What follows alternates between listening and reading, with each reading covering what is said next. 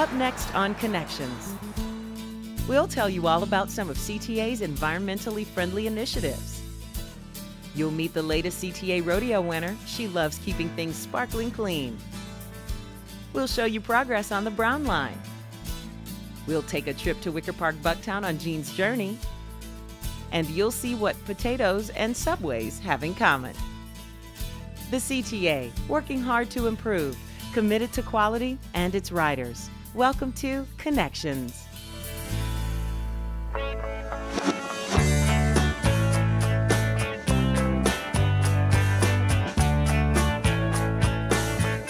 The CTA, delivering quality, affordable transit that links people, jobs, and communities. I'm Jeanne Sparrow. Welcome to Connections.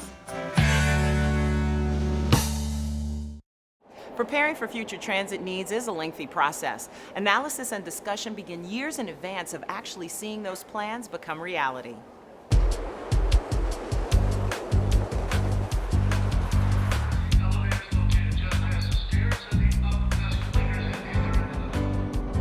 The New Starts program is administered by the Federal Transit Administration, and it's a competitive program to fund major expansions to transit systems across the country. So cities all over the United States are competing for money to expand their transit systems. To apply for money through this program, you have to follow 5 prescribed steps to actually fund and build your facility. The program starts with the alternatives analysis phase. That's the phase that CTA's just recently concluded for the red, orange, and yellow lines. The federal government requires us to go through a number of steps in order to get New Starts funding.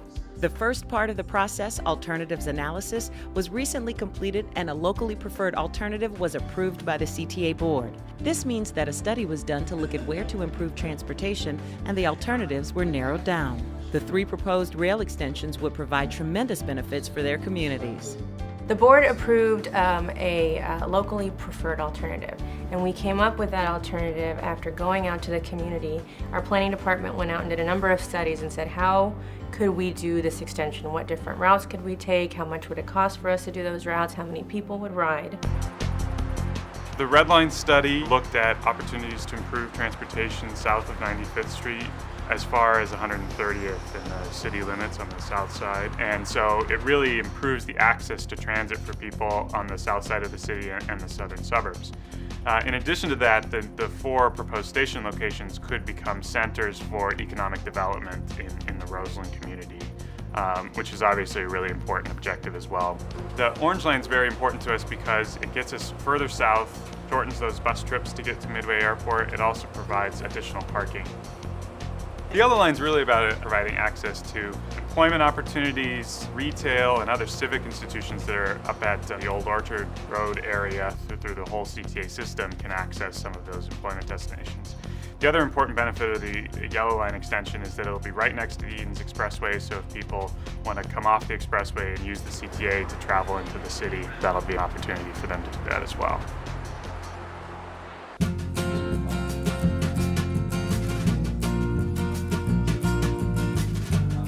As part of the process, CTA works closely with the public to get opinions about transportation options.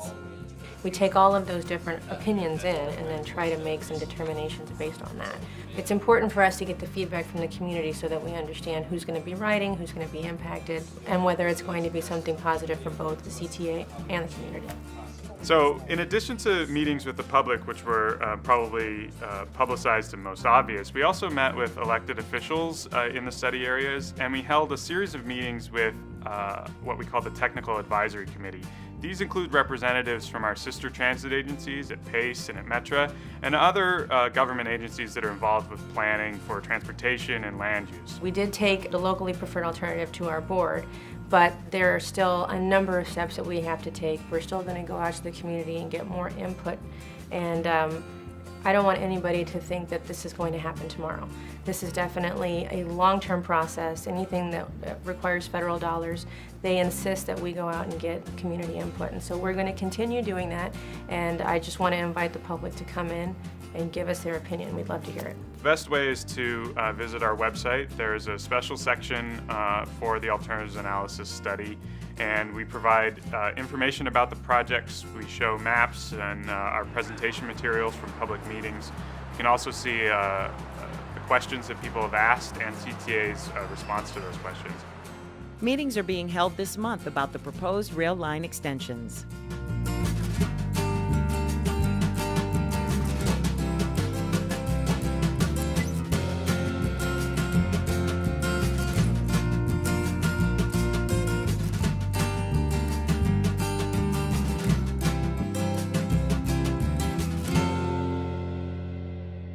You can continue to learn more about the opportunities for public feedback at transitchicago.com.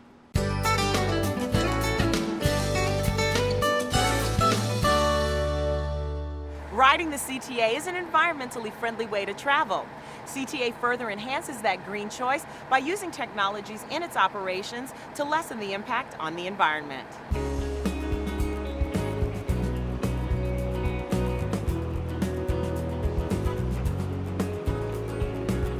Public transit is one of the most effective ways urban dwellers can reduce their carbon footprint. CTA is going further in its everyday practices to make Chicago's transit as green as possible. Adding hybrid buses to its fleet is just one of the ways CTA is making a difference. The CTA provides millions of rides every weekday, and 2/3 of those rides are on buses. We need to continually invest in the fleet so that we have reliable and sufficient equipment to meet our daily demand. We are also continuously looking for ways to improve the performance of the fleet by investing in innovative technologies that can help combat high fuel costs and lower our maintenance costs, while also being environmentally friendly. With the budget challenges we face, we are constantly seeking ways to be more cost efficient. At a recent press conference, President Rodriguez announced the $50 million capital investment in more hybrid articulated buses. These funds are part of a $241 million federal stimulus bill. These hybrids represent significant savings. Once all 58 articulated hybrid buses are in service, the CTA will have a total of 208 articulated hybrid buses in its fleet. We estimate that the hybrid technology on these 208 buses can help to save over $7 million annually in parts, labor, and fuel. These hybrid buses are quieter, cleaner, and run more smoothly than conventional engine systems, and that improves the riding experience for our customers. CTA is benefiting from fuel economy savings, lower emissions, and significant operational savings from the hybrids. The hybrid articulated buses purchased with stimulus funds display the American Recovery and Reinvestment Act logo. And like all buses in its fleet, the hybrids run on ultra-low sulfur diesel fuel, even further lowering emissions. CTA switched to ultra-low sulfur diesel fuel in 2003. New buses come equipped with low-emission engines as well, adding to the effort to reduce emissions.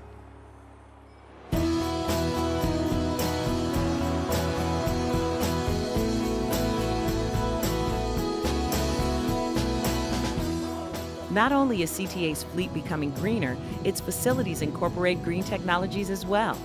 CTA headquarters was designed with Leadership in Energy and Environmental Design, or LEED, standards, and includes a green roof. It is a series of layers that are added to what is a conventional roofing membrane, which of course is designed to keep the water out of the building. There's first of all, a layer of soil or growing medium for the vegetation. Then there's a separator that separates that soil from a water retention layer. And then there's insulation, and then finally the roofing membrane, which is underneath it. CTA's green roof was installed in 2004. Besides the obvious beauty, there are many benefits to installing a green roof. A conventional roof has one of the causes of its deterioration is solar energy. The green roof layer protects the roof membrane from that kind of deterioration, and it can cause the roof to last 2 or 3 times longer than it would otherwise. And re-roofing a building is a significant capital expense, and if you can postpone that instead of 10 or 15 years to 30 or 45 years, then that's a significant saving. In addition to it lasting longer, a green roof also lowers building heating and cooling costs, reduces stormwater runoff, and keeps rainwater out of the sewer system, filters pollutants out of air and rainwater, and reduces urban heat island effect. Finally, there's that thing called the urban heat island effect, which is a dome of hot air that generally covers urban environments. When cities are built up with buildings and pavement, those things capture and retain heat, but it's significantly different at night because these structures hold the heat and they don't allow the area to cool down as much. Some studies indicate that it could be as much as a 25% difference between having a green roof on a building and not. So the CTA takes care of its riding customers every day, and it's also making every effort to take care of our environment. It's all part of making Chicago the most green city in the world.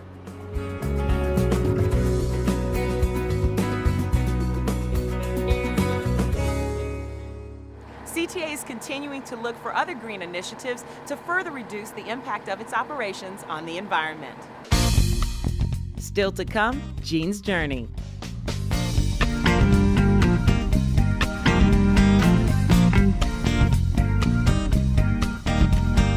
So are you noticing any changes on the CTA? Especially on the weekends, I think that there's been an improvement as far as weekend travel is concerned. I think the service is friendlier. I think the drivers and the train conductors, or whatever their title is, it's been friendly. And they just redid the whole Chicago stop and it looks great. It's, I guess, more accessible and like handicapped. There's a beautiful elevator and everything. I think they did a really nice job over there. The buses look clean. I think the trains look clean as well. They look nice.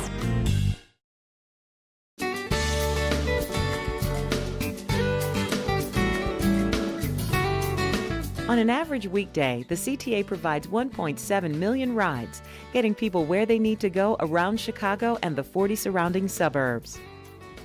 If you want to hop aboard, here's how to get all the information you need.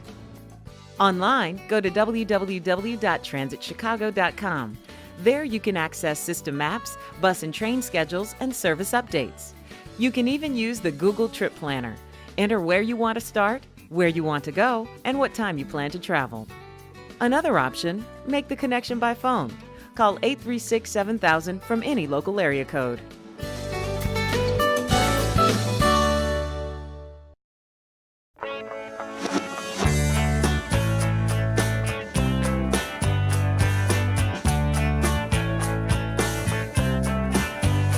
Combining technology and teamwork while delivering dependable, affordable transit. I'm Jeanne Sparrow. Welcome to Connections.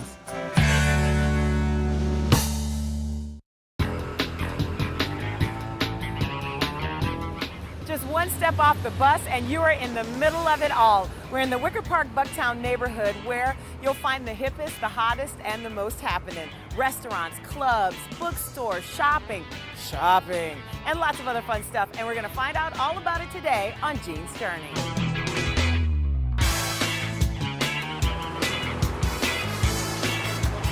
It was easy to get here using transitchicago.com. I just went online to figure out the best route. And this neighborhood is a piece of cake to get into. This neighborhood may be cool for a whole lot of reasons, but one of the things that's coolest about it is how accessible it is by public transportation. There's the number 50 Damon, the number 56 Milwaukee, and the number 72 North Avenue buses, or you can hop on the Blue Line and get off at Damon and you're in the middle of it all.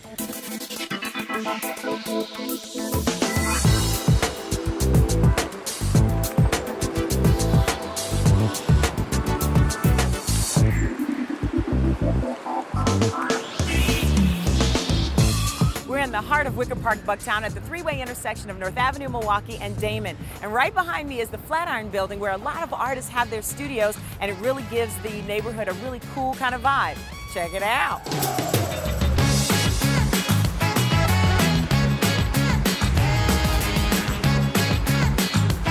Developed at the end of the 19th century, Wicker Park is a neighborhood of change.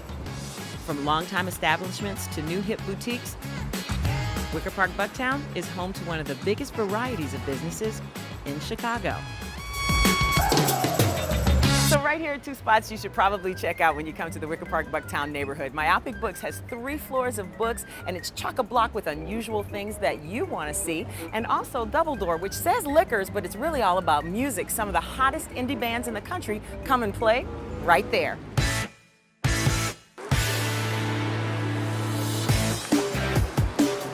Chicago's own Liz Phair wrote her first album in Wicker Park, and the Smashing Pumpkins were formed here too. Whether you're in the mood for music, food, or dog walking, Wicker Park Bucktown has it all. I'm just about tuckered out, so I'm checking out Bus Tracker to see which one of the 3 buses that serve this area are going to get here first and get me home. I hope you enjoyed today's Jeanne's Journey. Thank you for joining me, and I hope you'll take a journey of your own.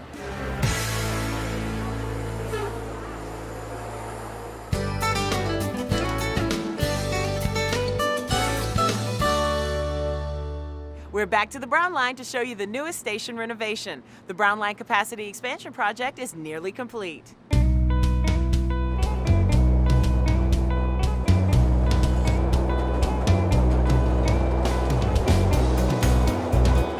The Brown Line Capacity Expansion Project involves modernizing 18 stations, making them ADA accessible, as well as lengthening the platforms to accommodate 8-car trains on the Brown Line. Over the past several years, we've been bringing you updates about new and improved stations along the Brown Line. In July, the Wellington station reopened to riders, and what a difference it's made to local commuters. We've recently just opened the new Wellington station for passenger service. 3. That station is now fully modernized. It has 2 new elevators for ADA accessibility, longer platforms, new lighting, new signage, all things like that. Over the past decade or so, we've had such an increase in ridership on the Brown Line that we've needed to increase capacity, and the stations at the Brown Line formerly could only accommodate 6-car trains. Now we're able to run 8-car trains with the longer platforms.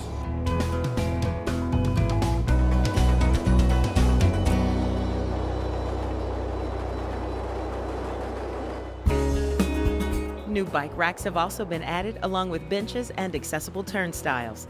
The Wellington station was closed for about 16 months during construction.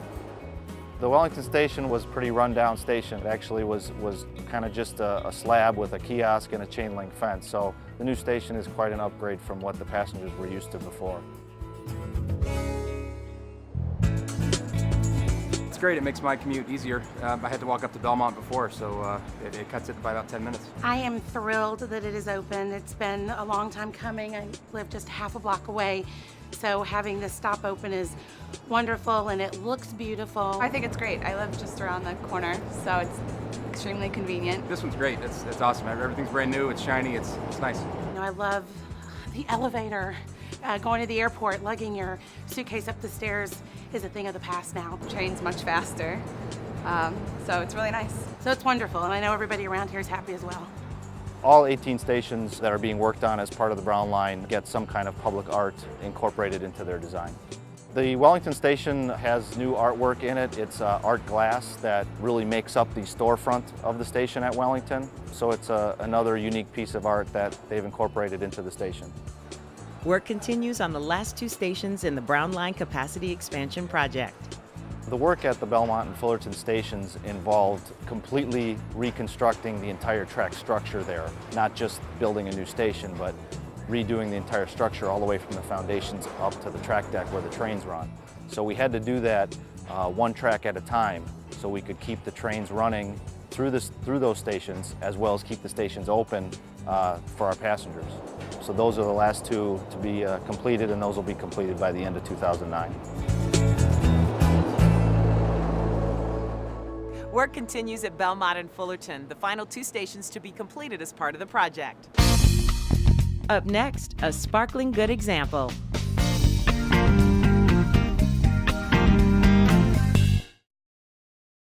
Miss an episode of Connections? Need to find an address or a link feature?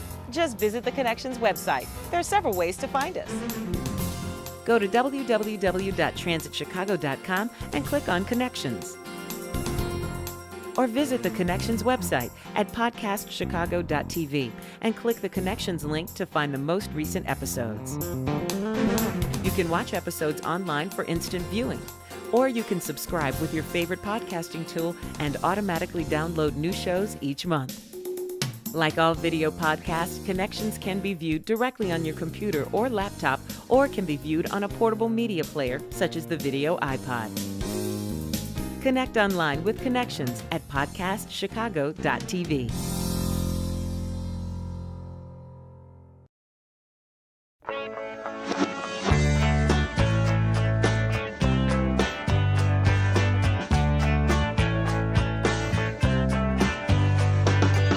Getting from here to there quickly, easily, and without breaking the bank. I'm Jeanne Sparrow. Welcome to Connections. We love to meet our rodeo winners. They're the best of the best, and they love their jobs. Jackie Diaz is no exception.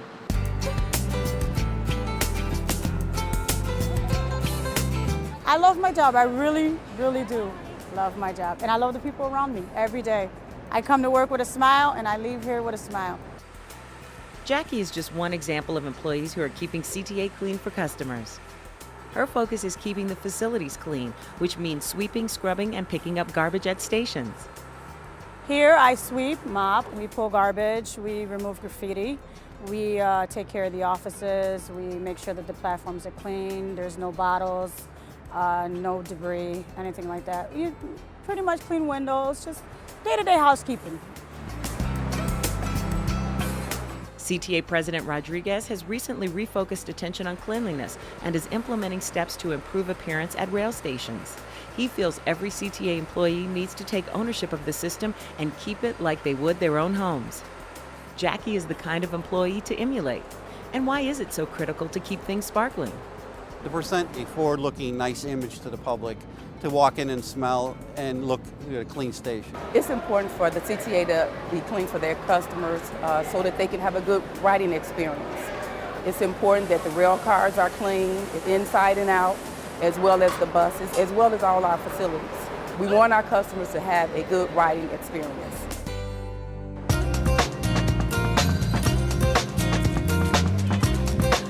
Jackie took first place in the CTA Rodeo Facilities Cleanliness Competition this year. The annual rodeo is a friendly skills competition that allows employees to demonstrate excellence in their jobs. Most of the participants for the Rail Rodeo Cleanliness Competition are exemplary importance. They have performed well all through the year. In my book, all of them are winners, but of course we always have to have, a number one person.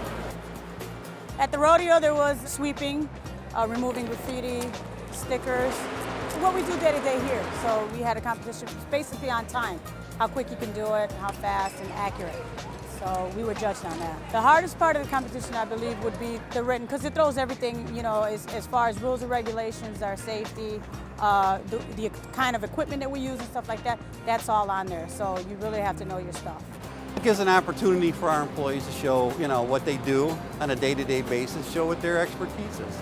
And it's fun. It gives them a chance to compete and say, hey, look, this is what we do for a living, and we're good at it. Most importantly, the rodeo keeps CTA employees at the top of their game. As chairman of the Cleanliness Rodeo Competition and a former manager of cleanliness at CTA, Larice knows what it takes to be an outstanding employee. Jackie is a really good employee. I worked with her several years ago when I was in the Rail Janitors Division, and she has always just been a go-getter. She's one of the leaders over there, and she's just a really good employee. She's good. She's great. She's a very conscientious worker. She just shows every day she comes to work and does her job in a fine fashion. I think it's a great opportunity to show what you know and show what you do and do it well to the best of your ability. I believe that, if you show pride in your work and you do it every day and you do it right, you should be recognized in any form or fashion, no matter what it is. And the rewards are great. I like seeing my stations clean. It's gratifying to me, and I love my job.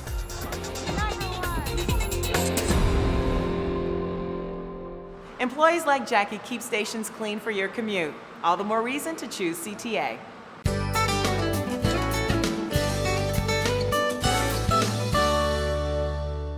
If you're one of the many customers who ride bicycles and the CTA, you'll be excited to see that now there's even more bike parking available. there's a great deal of demand out there for increased bike parking, and these parking facilities will help meet that demand. They'll also really help encourage the connectivity between public transportation and bicycling.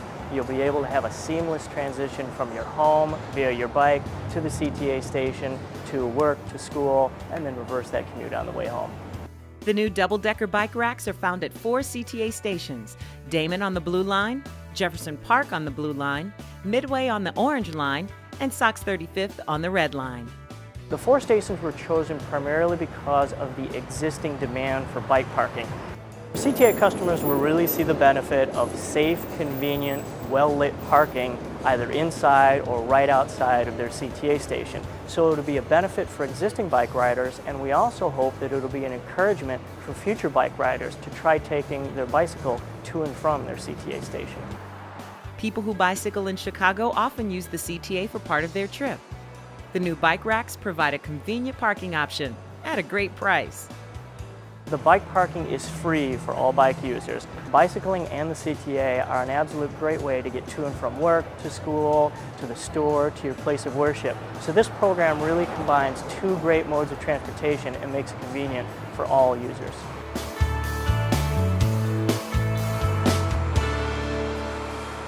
CTA's website has detailed lists of where you can find bicycle parking at rail stations.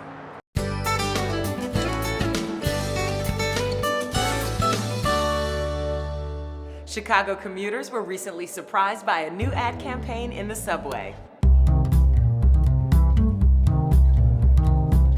So you're walking to your subway train like any other day when you begin to notice something different in the tunnel. All of a sudden you see potatoes coming out of the ceiling. What is that? I think they're potatoes. Potato chips, get it? What we have here is a 2-state campaign for Lay's. It's our static campaign in the Jackson Tunnel here, which is just a fabulous idea. And when you watch people go by, you see their reactions. There hasn't been a person really that has not reacted to this campaign and the enhancement of the campaign. Not too many times would you see 3D potatoes coming out of the ceiling to begin with.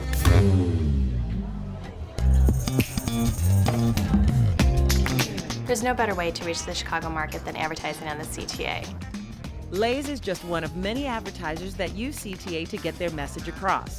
The hanging spuds are a fun way to tell people that Lay's chips are made from locally grown potatoes. You'll see now actually in the background as people come by, people will look up, positive reactions, some negative reactions. Some lady earlier said like, boy, I really don't know about this, and closed her eyes. It will stick in people's minds no matter what. So the reactions all in all has been phenomenal. CTA counts on advertising as an important source of revenue. Advertising generates revenue, which helps fund CTA operations. CTA works with our advertising agency, Titan, to develop and identify new locations for innovative ways to advertise on the CTA.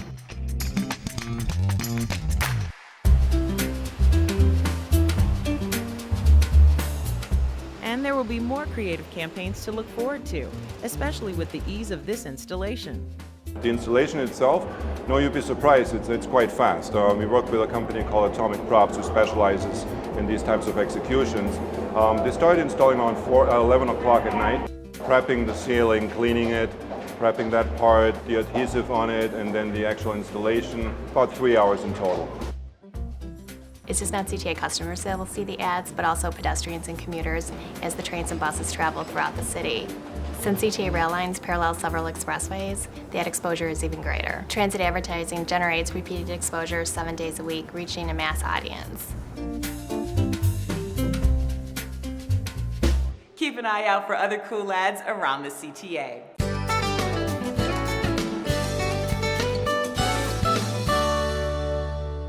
We're always looking for story ideas. Do you have a travel tip you'd like to share or a CTA story you'd like to tell? We want to hear about it. Give us a call at the Connections Hotline, 312-681-2812. Helping you make your connections, I'm Jeanne Sparrow. Thank you for watching.